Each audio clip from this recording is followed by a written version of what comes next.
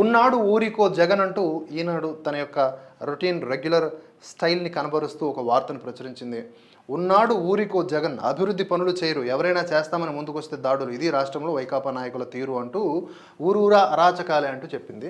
మరి సాక్షి విషయంకి వస్తే, మోసగాళ్లను నమ్మొద్దు, వారి తోకలు కత్తిరించేలా మీరే స్టార్ క్యాంపెయినర్లు కావాలి, ఎమ్మిగనూరు సభలో ప్రజలకు ముఖ్యమంత్రి వైఎస్ జగన్ పిలుపు. దానికి ఓ జనం, భారీ జనం. ఈ మధ్య వైకాపాకు సంబంధించిన నేత విజయసాయిరెడ్డి మాట్లాడుతూ ఉంటే ఆడవాళ్ళు వెళ్ళిపోతూ ఉన్నారు. విజయసాయిరెడ్డి ఇంకా మాట్లాడలేదు. ఇంతలోగా వెనకున్నటువంటి తెలివైన నాయకుడు, అమ్మ మీరెవరో వెళ్ళిపోకండి, మీ అందరికీ భోజనాలు పెడతా ఉన్నాం, మీ భోజనాలు ఉన్నాయి, దయచేసి వెళ్ళిపోకండి, ఇక్కడ పెద్ద ఆయన మాట్లాడాలి అని చెప్పేసి మైక్లో అనౌన్స్ చేస్తున్నాడు. దానివల్ల వచ్చే ట్రోలింగ్స్, అంటే అంత తెలివైన నాయకులు మన చుట్టూ ఉంటే ఇంకా మన ఎదుగుదలని ఎవడు ఆపలేడు అన్నట్లుగా వైకాపా పరిస్థితి నెలకొంది. సరే, ఏదేమైనప్పటికీ కూడా జనం ఇక్కడ భారీగా వచ్చినట్లుగా ఈ ఎలివేషన్. దీనికి ఈనాడు కాంపిటీషన్లో అది తర్వాత ఏబిఎన్ ఏమి ఇచ్చుకుంది అంటే, ఇదిగోండి ఏబిఎన్ ఒక కొత్తగా మరి శ్రీలక్ష్మి నీ మహిమలు, అడ్డగోలు జీవోలు అంతే వేగంగా వెనక్కి, నిబంధనలు తెలిసి తప్పుడు ఆదేశాలు, పూర్తి కాని పనులకు బిల్లుల చెల్లింపు, రాజకీయ ప్రయోజనాలే లక్ష్యంగా జీవోలు, కీలక నిబంధన ఉల్లంఘనతో ఆందోళన, తప్పుడు ఆదేశాలను బయటపెట్టిన ఆంధ్రజ్యోతి, 3 జీవోలు ఉపసంహరించుకున్న శ్రీలక్ష్మి అంటూ ఒక వార్త.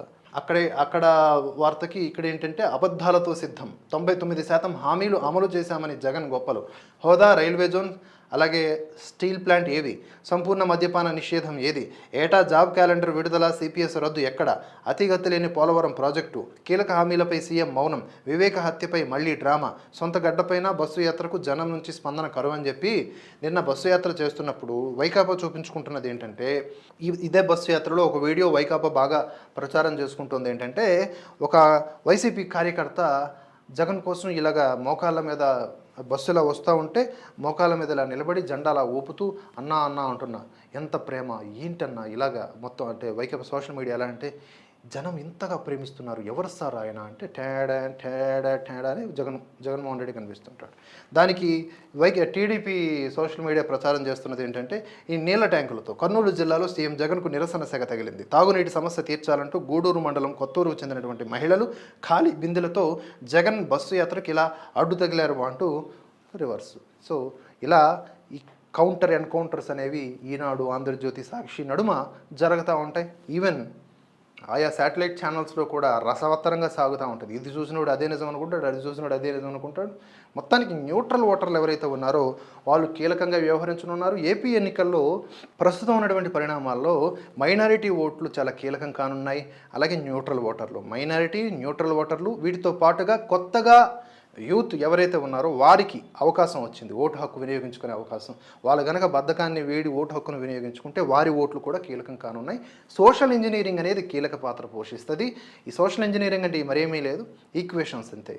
ఈ ఈక్వేషన్స్, కులం, మతం, అన్ని ఈక్వేషన్స్ మనం వద్దనుకున్నా ఉంటాయిగా రాజకీయాల్లో. సో గెలుపోటములకి 1000-1500 ఓట్లు మాత్రమే ఇక్కడ కీలకం కానున్నాయి. కాబట్టి ఎవరి గెలుపు సాధ్యము, ఎవరి గెలుపు అసాధ్యమని చెప్పడానికి ఏ సర్వేలు కూడా పర్ఫెక్ట్గా అంచనా వేయలేకపోతున్నాయి ఏపీ విషయంలో. కాబట్టి తీవ్రతరమైనటువంటి పోటీ, కష్టం మాత్రం విపరీతంగా లాస్ట్ క్షణం వరకు ప్రతి నాయకుడు పడాల్సిందే అనేలాగా పరిస్థితి ఉంది. ఎక్కడో కొంతమంది నేతలు మాత్రం క్లారిటీ వచ్చేసింది, వారికి అసంతృప్తి, అక్కడ ఉన్నటువంటి లోకల్ లెవెల్లో అసంతృప్తి ఉంది, వారికి టికెట్లు కూడా ఇవ్వడం మానేశారు. వీటి నడుమ ఎలా ముందుకు ఏపీ రాజకీయాలు సాగుతాయో చూడాలి. జనం దేన్ని విశ్వసిస్తారు, జనం దేన్ని లైట్ తీసుకుంటారు. ఉదాహరణకి ఈ సంపూర్ణ మద్యపాన నిషేధం ఏది, నిజంగానే ఏది, ఆయన అదే మద్యపాన నిషేధం చేస్తానని వచ్చాడు. జనం దాన్ని okay it's not a big deal అనుకుంటే కనుక మళ్ళీ ఓట్లు వేయొచ్చు. హోదా, రైల్వే జోన్, స్టీల్ ప్లాంట్ సీరియస్గా తీసుకోకపోతే జగన్కి కలిసి రావచ్చు. ఆయన ఇప్పుడు వైకాపా ఇచ్చినటువంటి సంక్షేమ పథకాలు, నవరత్నాలు, whatever it may be, వాటి మీద జగన్ ఎక్కువగా హైలైట్ చేసుకొని జనం కూడా దాన్నే ఇంట్రెస్ట్ చూపిస్తే, అలాగే వాలంటీర్ వ్యవస్థ, వారి యొక్క ఇన్ఫ్లుయెన్స్ కూడా ఉంటుంది. వీటి నడుమ ఎలా ముందుకు సాగుతుందనేది చూడాలి. మళ్ళీ ఇక్కడ చూసుకుంటే ఎన్డీఏతో భాగస్వామి కావడం ఎవరు, Chandrababu Naidu, TDP, Janasena with BJP, ఈ అలయన్స్ కూడా మైనారిటీ ఓట్లలో కొంత అసంతృప్తి, వారు కూడా ఈ వైసీపీ వైపు షిఫ్ట్ అయ్యే అవకాశం ఉందేమోనని మల్లగుల్లాలు పడుతూ ఉన్నారు చంద్రబాబు నాయుడు. మైనారిటీ నేతలను కలుస్తూ ఉన్నారు, కొంతమందిని పిలిపించుకుంటున్నారు, కొంతమంది దగ్గరికి వెళుతున్నారు. సో ఈ ప్రాసెస్లో ఏం జరుగుతుందనేది మనకు తెలియాలి. ఇటు చూసుకుంటే తెదేపా అభ్యర్థుల తుది జాబితా విడుదల, 9 అసెంబ్లీ, 4 లోక్సభ స్థానాలకు ప్రకటన. కలిసెట్టి అప్పలనాయుడు, మాగుంట శ్రీనివాసులు రెడ్డి, ఇదిగోండి మాగుంట శ్రీనివాసులు రెడ్డి ఇప్పుడు తెదేపా తరపున ఎంపీ అభ్యర్థి. ఆ, ఈ మాగుంట శ్రీనివాసులు రెడ్డి అండ్ అతని సుపుత్రుడు మాగుంట రాఘవరెడ్డి ఇద్దరు కూడా అప్రూవర్స్. ఎందులో? ఢిల్లీ లిక్కర్ స్కామ్లో. ఢిల్లీ లిక్కర్ స్కామ్లో ఉన్నటువంటి వ్యక్తుల్ని మనం తీసుకొచ్చి, అది సరే అఫ్కోర్స్ వాళ్ళు నిందితులు అయినప్పటికీ కూడా దేశవ్యాప్తంగా సంచలనంగా మారింది. ఇంటర్నేషనల్ మీడియా ఇన్వాల్వ్ అయింది. జర్మనీ, అమెరికా ఇలాంటి దేశాలు కూడా రెస్పాండ్ అయినటువంటి ఒక కేసులో నిందితులుగా ఉన్న వారికి టికెట్లు ఇచ్చి అనవసరమైనటువంటి బురద పార్టీ వేసుకుంటుందేమో అన్న ఆలోచనలు కూడా వస్తున్నాయి. మరి చూడాలి, అది ఎంపీ టికెట్ కాబట్టి ఏ విధంగా ప్రజలు ఆలోచిస్తారు. తర్వాత అంబికా లక్ష్మీనారాయణ, చదిపిరాల భూపేష్ రెడ్డి వీళ్ళందరూ కూడా ఫైనలైజ్ అయ్యారు. ఇలాంటి వార్తలు నేను ఎప్పుడు చూసినా గొప్ప బాధాకరంగా ఉంటాయి. ఇసుక మాఫియా అనేది ఎంత క్రూరవంతంగా ఉంటుందంటే నిజంగా మనుషుల్ని చంపేయడానికి కూడా వెనుకాడరు. ఆ ట్రాక్టర్లతో తొక్కేసి గ్రామస్తులపై ట్రాక్టర్ ఎక్కించి హతమార్చేందుకు యత్నం, ద్విచక్ర వాహనాల ధ్వంసం, మున్నంగి రీచ్లో వైకాపా కార్యకర్తల అరాచకం. సరే, ఇది ఈనాడు వార్త కాబట్టి పార్టీ కలరింగ్ ఇచ్చినప్పటికీ కూడా ఈ ఇసుక రీచ్ల దగ్గర జరుగుతున్నటువంటి దందా మాత్రం నిజం. 1-2 చోట్లని కాదు, ఎక్కడెక్కడ ఇసుక మాఫియా ఉందో అక్కడక్కడ హత్యలు కూడా జరుగుతూ ఉంటాయి, బయటికి కూడా రావు. అంత ప్రమాదకరంగా ఉంటుంది. ఎవడన్నా సినిమాల్లో పాతకాలంలో జర్నలిస్టులు కొంతమంది మెడలో ఒక బ్యాగ్ వేసుకొని, అంటే భుజం మీద ఒక బ్యాగ్ వేసుకొని ఒక చిన్న పేపర్ పెన్ను పట్టుకొని అన్యాయాన్ని ప్రశ్నిస్తే ఏ విధంగా అడ్డంగా నరికి చంపబడతారో ఆ విధంగా ఈ ఇసుక మాఫియా మీద ఎవరైనా క్వశ్చన్ చేస్తే వాళ్ళని కుడి చంపేస్తారు. అంత దారుణంగా ఉంది. ప్రభుత్వాలు వీటి పట్ల ఫోకస్ పెట్టి ఎందుకు వీటిని నార్మలైజ్ చేయరు, ఇందులో క్రైమ్ లేకుండా ఎందుకు చేయరు అంటే అది అర్థం కాని పరిస్థితి. వీళ్ళందరూ సినిమాటిక్ లెవెల్లో ఈ పొలిటీషియన్స్ అందరూ కూడా హామీలు ఇచ్చి వస్తారు, కానీ ఒక్కరు కూడా ఆ సినిమాలో ఉన్న హీరోలా కాకుండా విలన్లాగే వ్యవహరిస్తూ ఉన్నారు తప్ప హీరోలాగా వ్యవహరించరు. కూటమిలో కుంపట్లు, సీట్ల సర్దుబాటు అస్తవ్యస్తం, బలాలు బేరీజు వేయకుండా కేటాయింపులు, ధనబలానికి టిక్కెట్లు, 3 పార్టీల్లోనూ రగులుతున్న అసంతృప్తి, బుజ్జగింపులపై అధినేతల దృష్టి. వైసీపీ ప్రభుత్వాన్ని గద్దె దింపడమే లక్ష్యంగా కూటమిగా ఏర్పడిన టీడీపీ, జనసేన, బీజేపీల్లో సీట్ల సర్దుబాటు వ్యవహారం అస్తవ్యస్తంగా ఉండటంతో 3 పార్టీల్లోనూ అసంతృప్తి రగులుతోందనేది విశాలాంధ్ర వార్త. ఇతర పార్టీల నుంచి వచ్చినటువంటి వారికి ప్రాధాన్యత ఇవ్వడం, ధన బలానికి అగ్రపీఠం వేయడం, పార్టీ బలాబలాలు బేరీజు వేయకుండా సీట్ల సర్దుబాటు చేసుకోవడం వంటి పరిణామాలు ఆయా పార్టీల్లో చిచ్చురేపుతూ ఉన్నాయి. 3 పార్టీల మధ్య కుదిరిన ఎన్నికల పొత్తుల్లో భాగంగా జనసేన పార్టీకి 21 అసెంబ్లీ, 2 ఎంపీ సీట్లు కేటాయించగా బీజేపీకి 10 శాసనసభ, 6 ఎంపీ సీట్ల కేటాయించింది టీడీపీ. మిగిలిన 17 ఎంపీ, 144 అసెంబ్లీ నియోజకవర్గాల నుంచి టీడీపీ పోటీ చేస్తోంది. జనసేనకు కేటాయించిన వాటిల్లో 3 నియోజకవర్గాలు మినహా అన్ని స్థానాలకు కూటమి పార్టీలు అభ్యర్థులను ఖరారు చేశాయి. అయితే సీట్ల సర్దుబాటులో ఎంపికలో ఆయా నియోజకవర్గాల పార్టీ నేతల మెజారిటీ అభిప్రాయాన్ని పరిగణలోకి తీసుకోకుండా కేవలం ఆయా పార్టీల అధినేతలు కూర్చొని వారికి నచ్చిన మెచ్చిన అంశాల ఆధారంగా సీట్ల కేటాయింపులు చేయడం పార్టీ నేతల అసమ్మతికి దారితీసింది. బీజేపీతో పొత్తు ఖరారు కాకముందే టీడీపీ, జనసేన పార్టీలు కొన్ని నియోజకవర్గాలకు అభ్యర్థులను ఖరారు చేస్తూ తొలి జాబితా విడుదల చేయడం కూడా కొన్ని స్థానాల్లో చిచ్చురేపింది. ఉదాహరణకు అనపర్తి నియోజకవర్గాన్ని టీడీపీ తొలుత నల్లమిల్లి రామకృష్ణారెడ్డి కేటాయించింది. మహాసేన రాజేష్కు పి గన్నవరం అభ్యర్థిత్వాన్ని ఖరారు చేసింది. ఈ 2 సీట్లు తర్వాత మార్చాల్సి వచ్చింది. పొత్తులో భాగంగా జరిగిన మార్పుల్లో అనపర్తి బీజేపీకి, పి గన్నవరం జనసేన పార్టీలకు కేటాయించాల్సి వచ్చింది. మహాసేన రాజేష్ తనంతట తానుగా వెనక్కి తగ్గి పొత్తు ధర్మాన్ని పాటిస్తున్నట్లుగా ప్రకటించినప్పటికీ అనపర్తి నియోజకవర్గంలో సింగిల్గా పోటీ చేసి వార్డు నెంబర్ను కూడా గెలవలేని బీజేపీకి ఎలా కేటాయిస్తారని అక్కడ తెలుగు తమ్ముళ్ళు మండిపడుతున్నారట. అలాగే టీడీపీకి బలమైన అవనిగడ్డ నియోజకవర్గాన్ని జనసేనకు కేటాయించడంతో టీడీపీ నేతలు మూకుమ్మడి రాజీనామాలకు సిద్ధపడ్డారు.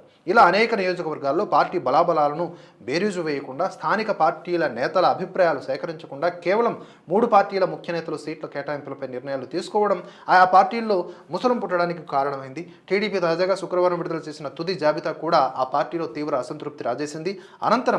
అనంతపురం, గుంతకల్లు టీడీపీ అభ్యర్థులుగా స్థానికేతరులకు టికెట్లు కేటాయించడంతో ఆ పార్టీ స్థానిక నేతల్లో ఆగ్రహం కట్టలో తెంచుకుంది. నిరంతరం పార్టీ కోసం కష్టపడిన వారికి అధిష్టానం పక్కన పెట్టి స్థానికేతరుల్ని దిగుమతి చేసుకోవడంపై ఆక్రోశం తట్టుకోలేక నాయకులందరూ కూడా తీవ్ర వ్యతిరేకత కనబరుస్తూ ఉన్నారని చెప్పేసి విశాలాంధ్ర అనాలసిస్. అయితే ఇక్కడ కొంతవరకు నిజం ఉన్నప్పటికీ కూడా మరి చంద్రబాబు నాయుడు ఎందుకు ఎన్డీఏతో పొత్తు పెట్టుకోవడం, ఇది ఒక వెర్షన్ ఆఫ్ వార్త, ఒక పాయింట్ ఆఫ్ వ్యూ చెప్తున్నాను నేను. మరి చంద్రబాబు నాయుడు ఇన్నింటున్నాడు, మా ఇలాంటి పరిస్థితులు వస్తాయని ఆయన ఒక senior politician, he can expect that, అంటే ఆయన ఇమాజిన్ చేయగలడు ఇది ఇలా జరగవచ్చు అని. కానీ ఎందుకు అలా చేశారు అనే దానికి మీరు చూడొచ్చు. ఇప్పుడు ఎన్డీఏ అనేది అధికారంలోకి మళ్ళీ రాబోతోంది అని అన్ని సర్వేలు కూడా చెబుతూ ఉన్నాయి. 99.99% chances are there for NDA only. So UPA లేకపోతే ఇండి కూటమి ఈ అలయన్స్ అనేది ఎలా ఉందో ఆల్రెడీ జనం చూస్తున్నారు. దాని పట్ల విముఖత, వాళ్ళకే క్లారిటీ లేదు. సో ఇవన్నీ ఈ బలహీనతల నడుమ బీజేపీ ముందుకు వెళ్ళిపోతూ ఉంది, కేంద్రంలో మళ్ళీ వస్తుంది. సో కేంద్ర ప్రభుత్వంలో ఉన్నటువంటి అధికార పార్టీతో మనం కనుక సరైనటువంటి ఫ్రెండ్షిప్ చేయకపోతే కొన్ని ఇబ్బందులు తప్పవు. ఉదాహరణకి చంద్రబాబు నాయుడు జైలుకి వెళ్తారని ఎవరైనా ఇమాజిన్ చేశారా? బట్ చంద్రబాబు నాయుడు కూడా జైలుకి వెళ్ళారు. ఇది రాజకీయ కారణాలా లేకపోతే లీగల్ ప్రొసీజరా పక్కన పెడితే వెళ్ళారు అనేది జరిగింది. ఒక అసాధ్యం అనుకున్నది జరిగింది. సో రేపు పొద్దున్న ఎవరు అధికారంలోకి వచ్చినా, ఈవెన్ మళ్ళీ వైసీపీ అధికారంలోకి వస్తే చంద్రబాబు నాయుడు పరిస్థితి ఊహించలేరు అంటున్నారు. అలాగే చంద్రబాబు నాయుడు అధికారంలోకి వస్తే జగన్ పరిస్థితి ఊహించలేము అంటున్నారు. ఎవరు అధికారంలోకి వచ్చినా మరొకరికి బ్యాండ్ బాజా ఉంటుంది అనేది ప్రజావాణి కూడా. వీటి నడుమ ఈ ఇరువురికి ఏం కావాలి?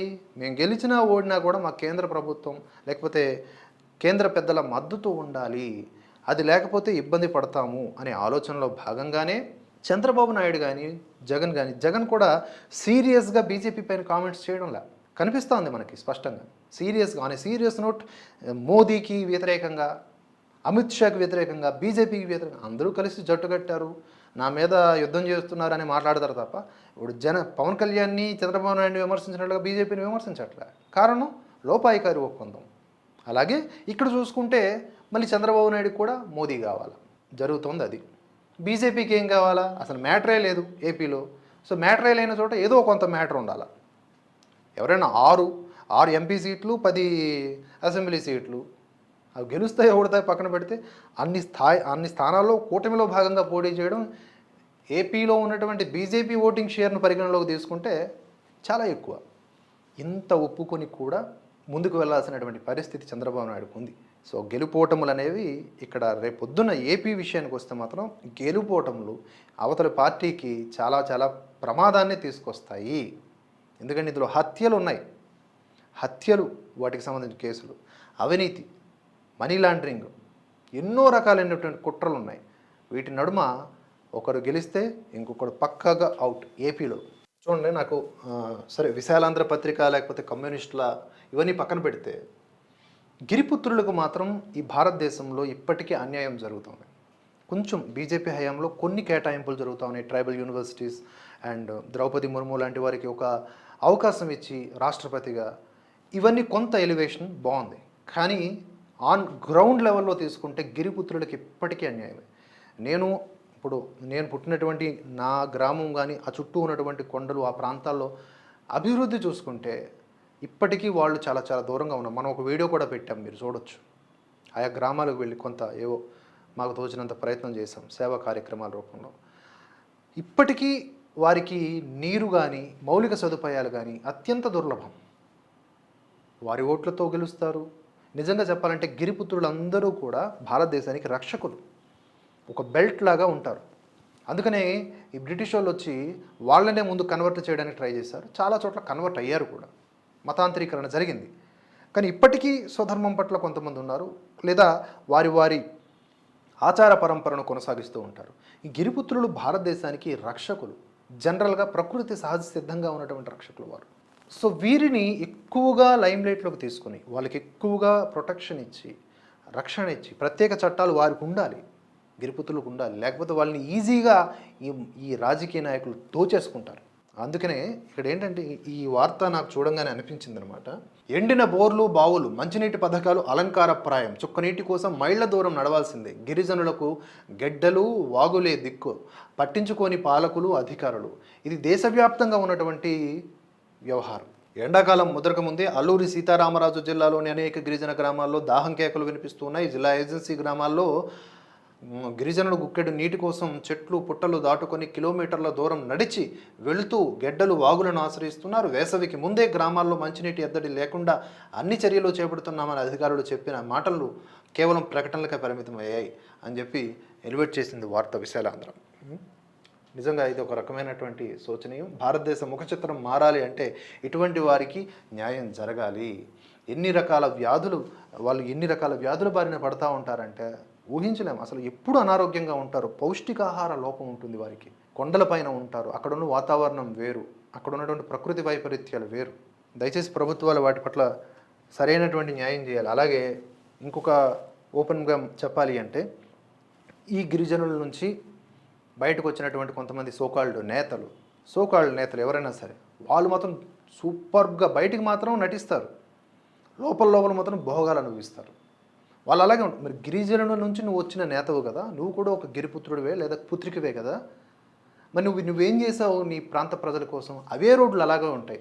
మళ్ళీ అదే రోడ్ల మీద వెళ్తూ ప్రచారాలు చేసుకుంటూ ఉంటారు. నేను ఎవరి గురించి మాట్లాడుతాను? కేవలం ఒకరి గురించి కాదు, ప్రతి ఒక్కరు. అంటే వీరి నుంచి వచ్చేటటువంటి నేతలే వీరికి న్యాయం చేయకపోతే ఎలా? ఏపీలో పెరిగిన రాజకీయ హత్యలు 3వ స్థానంలో రాష్ట్రం ఎన్సీఆర్బీ. గత కొన్నేళ్లుగా ఆంధ్రప్రదేశ్లో రాజకీయ హింసాకాండ పెరిగింది. ఇటీవల రాష్ట్రంలో 2 రాజకీయ హత్యలు జరిగాయి. తాజాగా ఏపీలో రాజకీయ హింసపై నేషనల్ క్రైమ్ రిపోర్ట్స్ బ్యూరో నివేదిక వెల్లడించింది. 2018-2022 మధ్య ఏపీలోని వివిధ ప్రాంతాల్లో రాజకీయ కారణాలతో 16 మంది మరణించినట్లుగా నివేదిక స్పష్టం చేసింది. 2018-22 మధ్య 244 రాజకీయ ప్రత్యర్థుల మధ్య కొట్లాటలు జరిగినట్లుగా నివేదిక తెలిపింది. ఇటీవల రాష్ట్రంలో 2 రాజకీయ హత్యలు జరిగినట్లుగా నివేదికలు తెలుపుతూ ఉన్నాయి.